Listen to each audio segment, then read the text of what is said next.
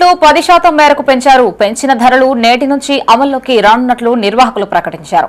హైదరాబాద్ నుండి రామగుండం వరకు 206 కిలోమీటర్ల పొడవున్న రాజీవ్ రహదారిపై సిద్దిపేట జిల్లా దుద్దిడ, కరీంనగర్ జిల్లా రేణిగుంట, పెద్దపల్లి జిల్లా బసంత్ నగర్ వద్ద ఉన్న టోల్ ప్లాజాలో ఈ ధరలు అమల్లోకి వచ్చాయి.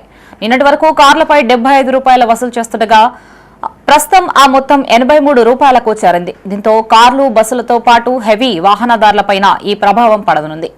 ఇటీవల పెట్రోల్ ధరలు పెరగగా తాజాగా టోల్ రేట్లు సైతం పెరగడంతో ప్రయాణికులకు పెను భారంగా మారింది. ఏదైతే మా కన్నాల పరిధిలో ఉన్న బసంత్ నగర్ టోల్ గేట్కు సంబంధించి నిన్న రాత్రికి టోల్ ఛార్జీలు పెంచుతున్నామని చెప్పి ఒకటి ప్రకటన రావడం జరిగింది.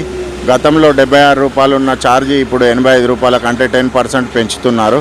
కావున ఇది మొన్నటికి మొన్న పెట్రోల్ ఛార్జీలు కూడా పెరిగి ఇప్పుడు టోల్ ఛార్జీలు పెరిగి ప్రజలపై ఆర్థిక భారం పడుతుంది.